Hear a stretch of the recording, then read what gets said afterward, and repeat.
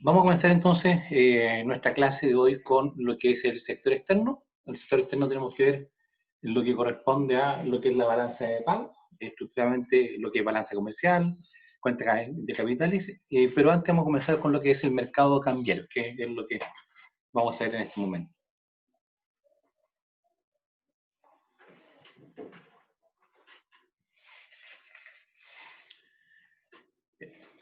El mercado cambiario corresponde a aquel mercado en que hay en cada país donde se intercambia moneda nacional por moneda extranjera o moneda extranjera por moneda nacional. Ese es el mercado cambiario. A estas monedas también se les denomina muchas veces divisas. ¿Ya? Las divisas corresponden a aquellos activos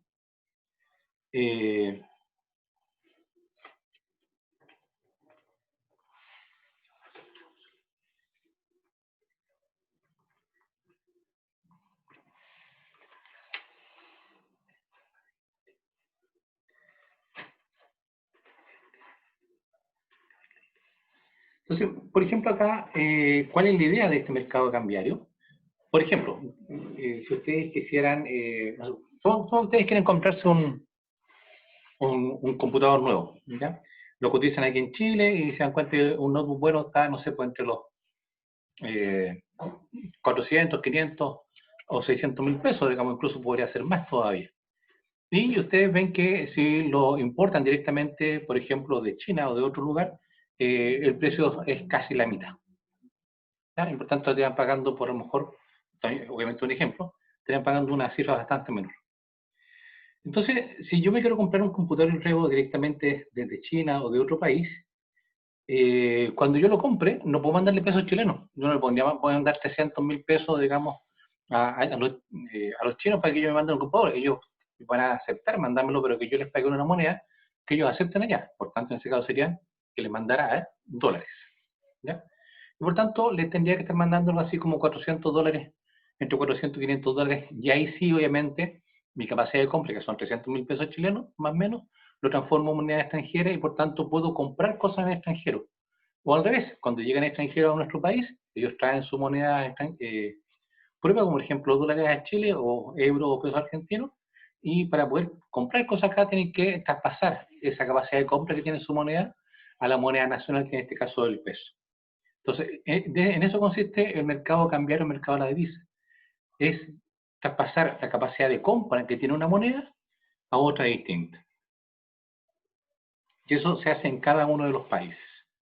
¿Se entiende entonces la idea?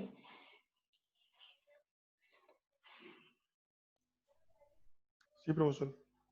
Bien. Sí, profesor, se entiende. Muchas gracias. Bien. En este mercado, como en cualquier mercado, hay un producto que se transa, en este caso son las divisas, hay un precio para esa divisa, hay una oferta y una demanda, como en todo mercado. Por lo tanto, partamos con la demanda. ¿Quiénes son los que en el país van a querer ir a comprar, por ejemplo, dólares? ¿Quiénes compran dólares en Chile?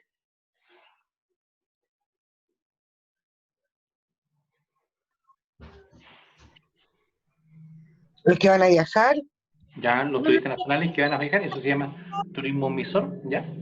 ¿Qué más? Buenas tardes, profesor. Hola, Rosa. Bien, gracias a Dios. ¿Y usted? Muy bien, muchas gracias. Ya, Entonces, bueno. entre los para que compran son, comprar, cuando uno quiere comprar algo, con lo que usted explicaba antes, ya, comprar porque algo en el extranjero, compro dólares. en el caso de hacer una importación, los importadores también, está bien. ¿Ya? También podría ser que tengo que pagar una deuda de un producto que compré afuera y compro dólares para pagarlo. Entonces, esos son que uno puede visualizar los principales compradores de divisas en el país. A eso le vamos a sumar, por ejemplo, también al gobierno y al Banco Central, que también son compradores importantes de moneda extranjera. Por ejemplo, el gobierno tiene que mandarle remuneraciones a los embajadores que están en otros países, a las personas que están estudiando en el extranjero con becas que paga el Estado para que puedan estudiar en otros países. También tienen que mandarle dinero. Eh, Así que son hartas las empresas y las entidades en el país que pueden y van a comprar moneda extranjera, como le decía, dólares, por ejemplo, para poder mandarlo y gastarlo fuera del país. ¿Ya? Lo que decía Lucía, esto de los chinos que van a hacer turismo afuera, se llama turismo emisor, ¿ya? Desde el punto de vista técnico.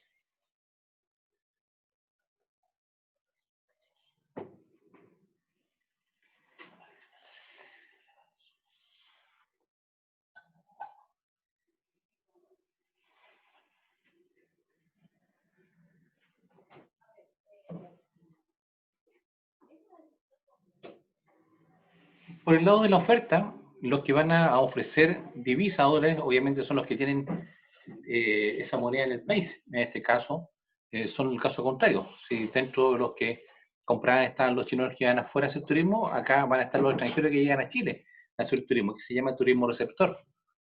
En este caso también van a estar los exportadores. ¿Ya? Los exportadores son aquellas empresas o personas que tienen un producto en Chile, lo venden al extranjero y les pagan en dólares y los traen a Chile los dólares, porque tienen que pagar en pesos las deudas o los sueldos. También personas extranjeras que lleguen a nuestro país a hacer algún tipo de inversión, por ejemplo, tienen que pagar deuda en Chile. Y el Banco Central y el gobierno también es un gran oferente de divisas.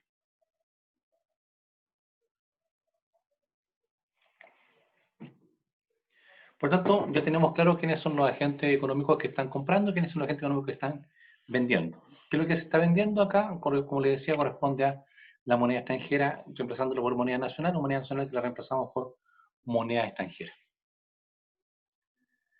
Bien. Hablemos ahora del precio. El precio de la moneda extranjera se llama tasa de cambio. La tasa de cambio yo la puedo visualizar de dos formas distintas. La puedo visualizar en términos nominales y en términos reales.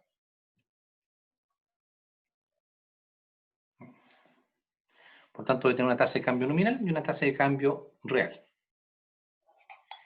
La primera, que corresponde a la tasa de cambio nominal, se refiere a la relación que se da de una moneda respecto de otra en términos de unidades monetarias. Por ejemplo, al día de hoy, la tasa de cambio es la siguiente. Si hablamos de dólares, el dólar está ya ubicado a 813 pesos al día de hoy. Si uno analiza lo que han sido los últimos 5 años, por ejemplo, donde está a un poquito más de 4.50 hasta ahora, ha tenido un alza importante el precio del dólar en Chile. También tenemos lo que es el euro está a 912 pesos al día de hoy. Una libra esterlina de los ingleses está a 1.003, también subió bastante, de 800 a 1.003 el último año. El yen japonés está a 7 pesos. Y para no ir tan lejos, el peso argentino está cotizado al día de hoy a 11 pesos. Entonces, eso es una tasa de cambio nominal porque lo único que hago ahí es indicar cuánto es el valor de una moneda expresado en unidades monetarias de otra moneda. En este caso, la moneda extranjera expresada en unidades monetarias nacionales.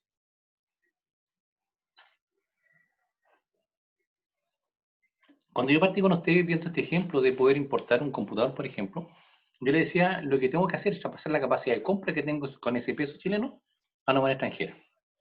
Ahí entonces entramos a lo que se conoce como tasa de cambio real. La tasa de cambio real tiene relación con lo que es la capacidad de compra que tiene efectivamente la moneda dentro del país. Y en otros países, obviamente. Entonces, ¿cómo yo puedo determinar cuánto es la capacidad de compra que tiene la moneda? Bueno, para hacerlo entonces, lo que tengo que ver es cuántas unidades de un producto yo podría llegar a comprar. ¿Ya? En eso se expresa la tasa de cambio. ¿Ya? Para hacerlo entonces, la tasa de cambio real va a ser la tasa de cambio nominal, por ejemplo, 813 pesos en dólar. Lo multiplico por el precio de un producto que sea equivalente allá en otro país, por ejemplo, Estados Unidos y en Chile, por el precio internacional y lo divido por los precios nacionales. Y así entonces yo tengo cuál es la tasa de cambio en términos reales. ¿Ya? Y eso me indica entonces cuál es la capacidad de compra que tiene esta moneda.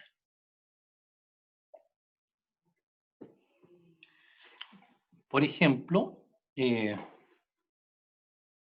un segundo.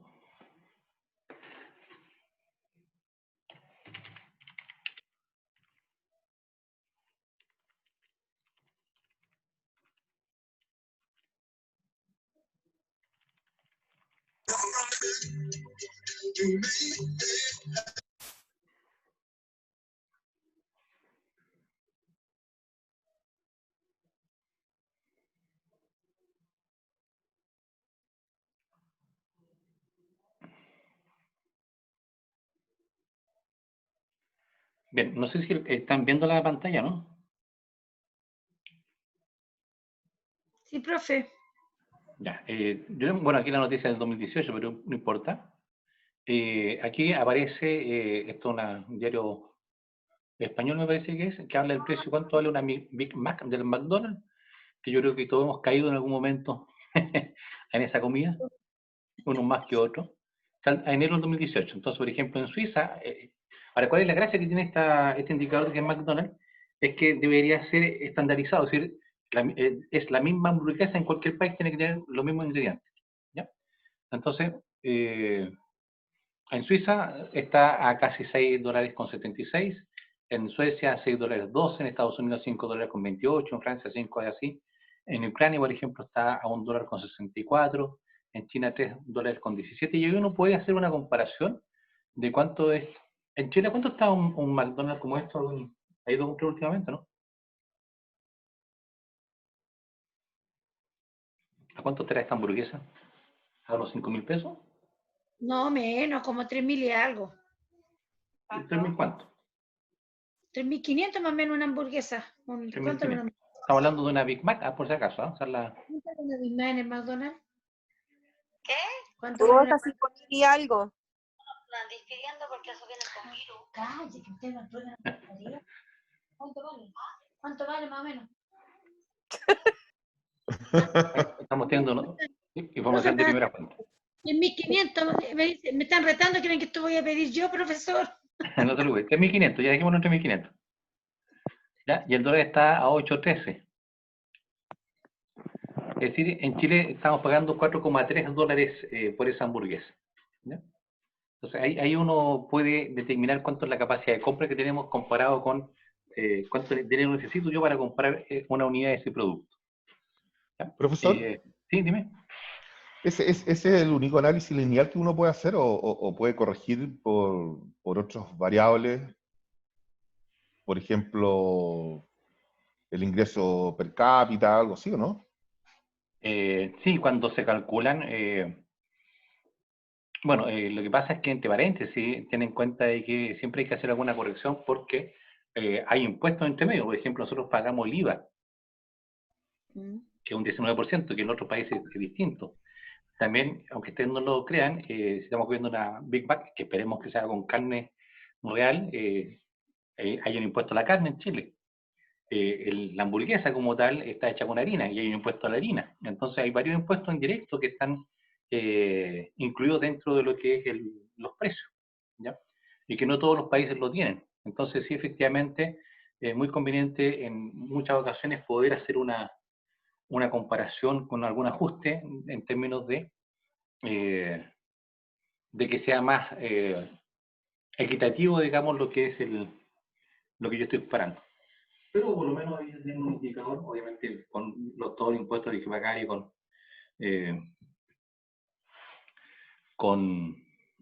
¿qué me está rayando la pizarra? con otros elementos que también hay que tomar en consideración. Así que sí, siempre es conveniente hacer un ajuste al respecto. Pero, por ejemplo, yo tengo mucha información de Estados Unidos porque veo mucho a la doctora Polo, no sé si la han visto usted. Pero a mí me llama la atención siempre porque cuando uno habla con personas familiares y dicen, no, quiero ir a Estados Unidos, algunos amigos dicen, no, quiero ir a Estados Unidos porque en Estados Unidos sí, me pagan un sueldo mucho. Es así, yo tengo un par de primos que se han ido a Estados Unidos porque efectivamente allá le están pagando mucho más. Pero lo que cuentan ellos es que sí, la comida es muy barata, la ropa es muy barata, los autos son relativamente baratos y el arriendo es carísimo, ¿ya? Por tanto, si uno quiere hacer una comparación, efectivamente, si mi sueldo acá comparado con el otro, efectivamente, ¿cuánto me alcanza? No solamente ya dejarse guiar, digamos, por el valor nominal, es decir, que por aquí me pagan esta cantidad de dinero, en Estados Unidos me pagan a lo mejor el doble, pero veamos cuántas cosas nos permiten o nos alcanzan a comprar con esa cantidad de dinero en dólares, efectivamente, estando allá. Y a ver si efectivamente está esa posibilidad. Como decía yo, escucho harto la doctora Polo, porque hay muchos latinos que van allá, y en general, los latinos que van a ese lugar, ninguno tiene casa propia, todos arriendan con otros, porque arriendan muy caros, son muy pocos los que les alcanzan para ahorrar, y si para ahorrar tienen que tener 2 o 3 trabajos, digamos. Entonces, no sé, pues hay que tener varios elementos en consideración como para poder afirmar así simplemente de no, allá se paga mucho más o se paga mucho menos. Bueno, ese era el comentario televisivo que quería hacerle ahora. Bien. Entonces, Eso ya tenemos... pasaba, perdón, ¿Sí? sin la tasa de cambio, se pasaba antiguamente en Chile. Cuando uno se trasladaba, por ejemplo, al norte a trabajar, ¿Ya? las rentas no podían ser comparables porque los arriendos eran más caros, no estaban los malls, las grandes cadenas. Eran situación totalmente distinta. Sí, así es. Pagan los sueldos son sumamente altos, pero también los costos allá son mucho más altos. ¿Ya? Ahora, eso tiene que ver con lo que nosotros vimos en algún momento, cuando hay mucha masa monetaria circulando, que los precios tienden a subir. Es una, es una, es un hecho económico, digamos, de que mientras más dinero está circulando, mientras más billetes haya, mayor van a ser los aumentos en los precios. Bien, pero teniendo ya clara esta diferenciación, vamos a trabajar con la tasa de cambio en términos simples, no vamos a hacer diferenciación entre si es real o nominal, para lo que viene a continuación. Bien. ¿Cómo se logra el equilibrio? Bueno, tenemos acá entonces, como les decía, una demanda. Acá está nuestra gráfica, en el eje vertical está el precio de la moneda extranjera, que es la tasa de cambio. En el eje horizontal está la cantidad de divisas, ya no es cantidad mandada, sino cantidad de divisas que se transan en ese mercado. Hay una demanda de divisas entonces, hay una oferta de divisas y por tanto el precio de equilibrio, que es la tasa de cambio en el momento cero, se da donde a esa tasa, la cantidad que se demanda de divisas es igual a la cantidad que se ofrece de divisas. Y ahí estamos entonces en equilibrio. Bien. Ahora me interesa a mí hacer una precisión que lamentablemente no la hacen mucho en las noticias, y tampoco muchas veces los expertos tampoco la hacen, que es la diferencia, porque usan como si fueran sinónimos, siendo que si uno es estricto no son sinónimos, que la tasa de cambio, que es lo que acabo de mostrarle acá, con lo que es el tipo de cambio. Tú han escuchado en la noticia hablar del tipo de cambio. La verdad es que el tipo de cambio corresponde a cuál es la modalidad que en el país va a existir para establecer el precio de la moneda extranjera. ¿Ya? Es como, por ejemplo, decir cómo es el tipo de gobierno. ¿Ya? Entonces, vamos a tener países donde hay un tipo de gobierno que es una democracia, en otra es una monarquía, en otra es una dictadura, son todos tipos de gobiernos distintos. Por tanto, una cosa es el tipo de cambio, que es cuál es la modalidad con la cual se transa la moneda y se establece el precio de la moneda extranjera, y otra es el precio que corresponde a efectivamente a lo que es la tasa de cambio. En este sentido, existen tres posibilidades, tres tipos de cambio distintos, que puntualmente en Chile es definido por el Banco Central. El Banco Central, dentro de su responsabilidad, es definir el tipo de cambio que va a regir en el país, y que son un tipo de cambio libre o flexible, que es el que tenemos actualmente, un tipo de cambio fijo o un tipo de cambio mixto. La tercera alternativa para lo que es la definición del tipo de cambio. Bien, voy a explicar entonces ahora cada una de estas y cuáles son obviamente sus principales características.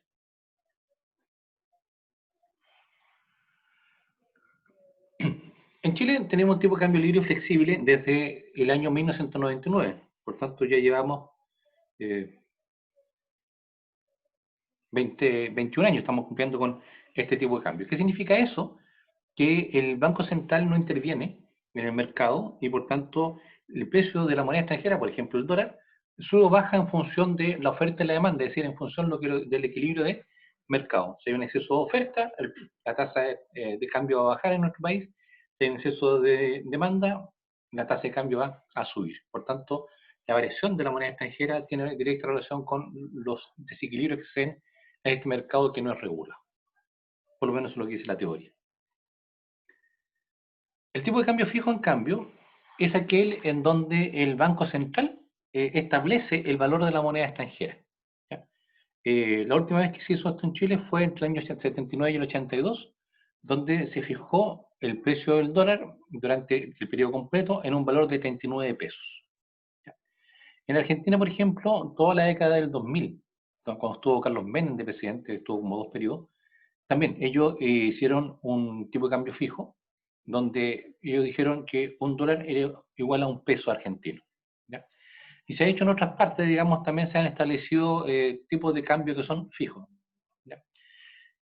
Como pueden darse cuenta acá, el tipo de cambio no deja libertad a la oferta y la demanda para que hagan variación y por tanto el Banco Central va a tener que regular los excesos de oferta y demanda porque sigue habiendo una demanda, sigue habiendo una oferta, puede existir en algún momento un exceso de demanda por algún motivo, y para que el precio entonces no tienda a subir, el Banco Central va a tener que intervenir, en ese caso entonces, para que baje la tasa de cambio, o la presión sobre la tasa de cambio. En cambio, con el tipo de cambio libre que tenemos nosotros, el Banco Central no debería, en teoría, intervenir en el mercado. Y la última posibilidad, que también se aplicó en Chile entre el 84 y el 99, fue un tipo de cambio mixto. ¿Ya? Un tipo de cambio mixto significa que el Banco Central decía, por ejemplo, voy a inventar números, de que el precio del dólar se podía mover entre, pongamos una cosa, entre 1.000 y entre 500 pesos. Y por tanto colocaba un límite superior, que eran los 1.000 pesos, y un límite inferior, que eran los 500. Y por tanto, dentro de los 500 y los 1.000, podía subir o bajar libremente por la oferta y la demanda, pero cuando llegaba al techo, a los 1.000, cuando llegaba al piso a los 500, ahí el Banco Central salía a intervenir comprando o vendiendo para regular el precio de la moneda extranjera. Por tanto, aquí están los tres tipos de cambio que pueden darse: fijo, mixto y flexible. Profesor, Dime. ¿eso no sería más inteligente cuando tiene no estoy suponiendo, un tipo de cambio fijo, pasar para dejarlo libre y flexible, pasar por una etapa intermedia de mixto? La verdad es que Para no tener la crisis del 82, que fue horrible. sí, lo que pasa es que la crisis 82 también tiene otros elementos incorporados que tienen que ver con malas decisiones económicas en ese momento, y también con un problema a nivel mundial. También hubo una recesión a nivel mundial en 81, 82, ya que tuvo que ver con los dólares, los petrodólares, digamos, tiene que ver con esa crisis. Por tanto, al igual que ahora, que vamos a entrar en recesión, también hay elementos a lo mejor de malas decisiones internas, pero también hay un efecto externo. ¿Ya? Entonces, el pasar de un tipo de cambio a otro, la verdad es que no hay un acuerdo así de todos los especialistas. Yo he leído algunos estudios que hablan a favor de uno o de otro, ¿ya? Sobre cómo debería funcionar. Lo que sí yo tengo claro es que si estamos con un tipo de cambio fijo o mixto, el Banco Central queda muy amarrado a estar obligado a intervenir siempre para regular lo que es el precio de la moneda, porque lo tiene efectivamente constante. Con un tipo de cambio libre, el mercado se tiende a regular un poquito más, y en casos excepcionales, bueno, estamos en Chile, por tanto, en Chile tenemos un tipo de cambio libre flexible a la chilena, y por tanto el Banco Central ha intervenido al menos unas 8 o 9 veces ya en el mercado comprando y vendiendo, que enseguida lo voy a explicar. Por tanto, el tipo de cambio libre te da un poquito más de flexibilidad al Banco Central para solamente intervenir en aquellas situaciones que son un poquito más extremas, ¿ya? Manteniendo que el mercado funcione por sí solo. Ahora, ¿por qué es importante? En mi opinión, y puedo ustedes estar en desacuerdo obviamente, porque si tú dejas funcionar el mercado libremente, de alguna forma te están indicando, te están dando una señal de información mucho más precisa de qué es lo que pasa en la economía con los agentes económicos. Cuando tú tienes un tipo de cambio que está amarrado, está fijo, pueden estar pasando cosas en la economía que tú no te das cuenta que están ocurriendo. Y eso, porque eso comento, lo que pasó, por ejemplo, en Argentina. En Argentina ellos tenían una inflación fuertísima a finales de los años 90, cuando llega Menem, él establece la paridad cambiaria ya de $1 igual a un peso, y logra frenar fuertemente, entre otras cosas, la inflación. Pero eso llevó a que no se hicieran política en favor de controlar la inflación, y por tanto, después de 10 años, esa burbuja que tenían escondida, digamos, explota, y se produce lo que es el corralito, que lo pueden buscar, sé que habían nacido ya, yo lo que sí, porque fue el 2000. Y ahí obviamente hubo una crisis mucho peor desde el punto de vista económico. En Argentina, por ejemplo, renunciaron 2 presidentes así en menos de una semana y media. Hubo una crisis política, una crisis económica, una crisis social, que le costó mucho recuperarse. Se tuvieron que los fondos privados, por ejemplo, en Argentina con el coronavirus. Si ustedes tenían ahorro en dólares y no fueran a tratar de sacarlo del banco, el gobierno dijo: ¿saben qué? Vamos a pasar no puede retirar dólares, pero vamos a traspasar su ahorro a pesos, pero al precio que nosotros fijemos. Por tanto, la capacidad de compra que tenían las personas cayó fuertemente. En un día pasaron de tener una equivalencia de $1 a $1 a $1 4 pesos, o sea, una inflación de un 400% en 24 horas. Y por tanto, la capacidad de compra cayó fuertemente. Entonces, pareciera ser al final que la solución de años relativamente bien. Al final, como no, eso escondió un poco lo que estaba pasando en la economía. La, el, la, la salida, o mejor dicho, la finalización de eso fue una crisis bastante mayor. Entonces, en mi opinión, yo refiero a un tipo de cambio libre, donde la economía, a través de la oferta y la demanda, nos está diciendo lo que está pasando con los agentes económicos, y ahí igual el Banco Central puede tener cierta flexibilidad para tomar decisiones. Pero reitero, esa es mi opinión. Ustedes pueden tener una opinión distinta, obviamente. Bien. Hablemos de lo que es la flotación de la tasa de cambio. La flotación o fluctuación se usan como sinónimos. Ustedes van a encontrar diferentes textos de economía y algunos economistas hablan de la fluctuación y otros hablan de la flotación, y estamos hablando exactamente lo mismo, que tiene que ver con cómo se mueve la tasa de cambio. Al respecto, la flotación o fluctuación se puede clasificar en dos categorías. Está la flotación limpia y la flotación sucia. La flotación limpia es aquella en donde el Banco Central no interviene en el mercado, por tanto, este funciona en forma libre, en forma limpia, según lo que corresponde a la oferta y la demanda. Y por tanto, eso solamente ocurre en el caso, por ejemplo, que tenemos en Chile, cuando el tipo de cambio es libre o flexible. Por el contrario, se habla de una flotación sucia cuando el Banco Central interviene en el mercado comprando o vendiendo la moneda extranjera. Y eso ocurre cuando tenemos un tipo de cambio que es fijo o cuando tenemos un tipo de cambio que es mixto. Ahí se habla de una flotación o fluctuación sucia. ¿Sí? ¿Se entiende la clasificación? ¿No debería tener mayor complicación? Vamos a ver ahora qué implica eso. Rosa, dime, ¿querías comentar algo? Vi que activaste el micrófono.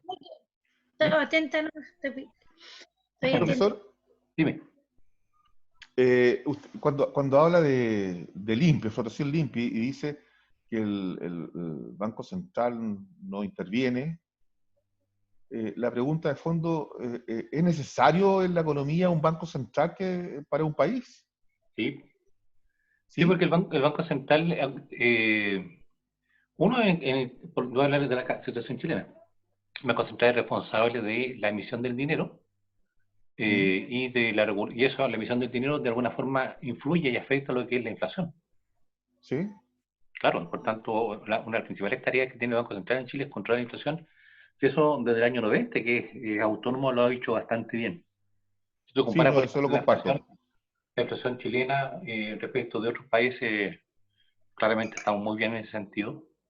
Cuando el Banco Central no es autónomo, además suelen ocurrir cosas, digamos, medias complejas desde el punto de vista económico y desde el punto de vista político. Entonces, ya eso, poder de alguna forma enfrentar uno de los cuatro grandes problemas macroeconómicos que la inflación, ya es para mí es todo el meritorio. Además, se preocupa de regular el mercado financiero, el mercado, perdón, de las divisas. Así que sí, el Banco Central tiene una tarea bien, bien relevante e importante. Incluso, por ejemplo, en el caso de Ecuador y en otros países donde ellos no tienen moneda local propia, sino que trabajan con dólares o otra moneda, igual existe el Banco Central. Y eso te va a dar una indicación, digamos, de que efectivamente tiene bastantes funciones que son bastante relevantes para la economía. No, lo que pasa es que he escuchado a un anarco libertario como Milei, que piensa que el Banco Central no tiene ninguna utilidad para la economía. Es una teoría. Sí, hay muchas teorías de todo tipo, digamos, pero las teorías muchas veces apuntan a cuál es el tipo de sociedad en la cual tú quieres estar, digamos. Y ahí posiblemente tenemos diferencias. Yo siempre le hablo a mis alumnos de Fundamento de Economía, de lo que es la economía positiva, que analiza los hechos tal como son, independientemente de si me gustan o no me gustan, de lo que es la economía normativa, que tiene que ver con lo que a mí me gustaría y por tanto como yo creo que debería funcionar la economía. ¿Ya? Y en ese sentido, la economía normativa es súper subjetiva porque depende de lo que cada uno quiera. Y muchas veces queremos cosas distintas. Pero nosotros acá estamos analizando y trabajando bajo un enfoque positivo. Vamos a estudiar lo que dice la teoría en función de entender lo que pasa en los hechos, no de cómo yo creo que debería funcionar mejor o peor lo que es la economía. Bien, continuando con esto entonces, yo le decía que la tasa de cambio, que es el precio de la moneda extranjera, puede subir o puede bajar. ¿Ya? Y eso tiene diferentes nombres y diferentes efectos en función de los agentes económicos. Por ejemplo, una de las cosas que podría ocurrir es que la tasa de cambio suba. Supongan ustedes que la tasa de cambio está a 800 pesos. ¿Ya? Y si la tasa de cambio está a 800 pesos, denme un segundo, por favor.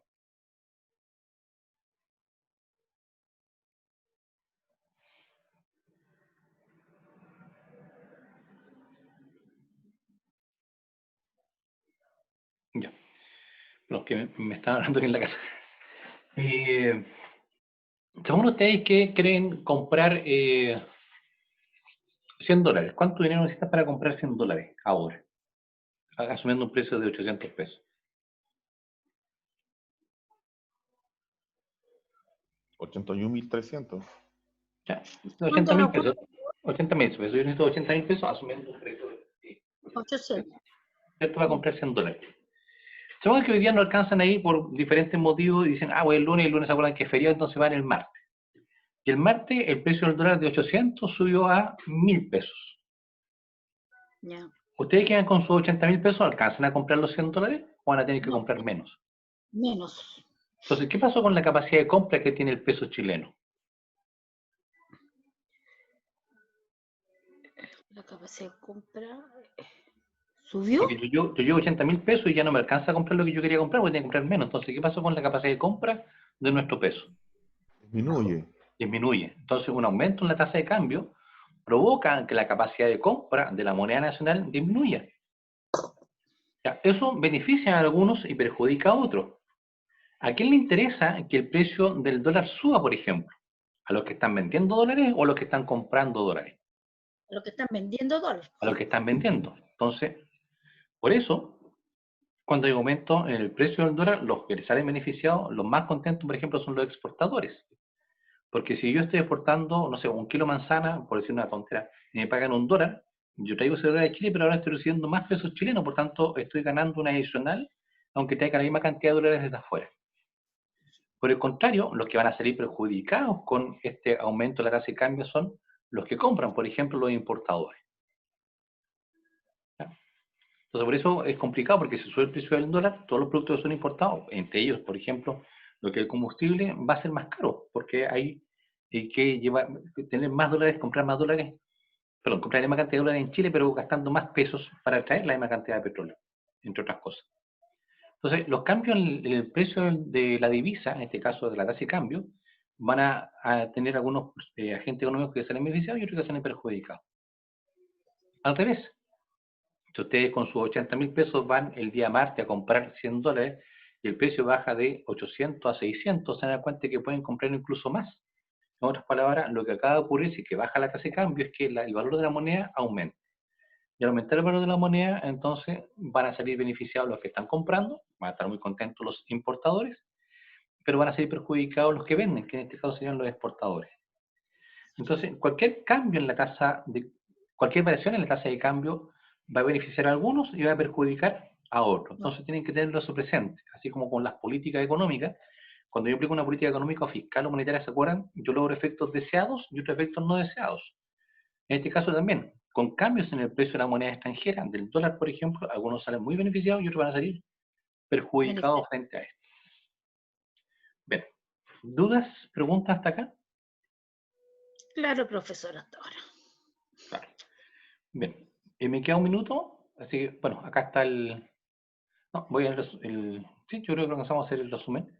Como les decía, tenemos dos tipos de flotación, la flotación sucia y la flotación limpia. ¿Ya? El efecto es el mismo, pero el nombre cambia. Cuando la tasa de cambio sube, eso recibe el nombre de devaluación de la moneda nacional. Nuestra moneda se está devaluando, pero eso ocurre en situación de un tipo de cambio flexible. La misma situación recibe el nombre de depreciación de la moneda nacional, que es lo que está pasando en Chile en los últimos años. Nuestra moneda se ha ido depreciando. ¿Ya? Bien, voy a dejar hasta acá porque se me va a cortar la remisión en cualquier momento y nos ¿Ya? vemos en 30 segundos.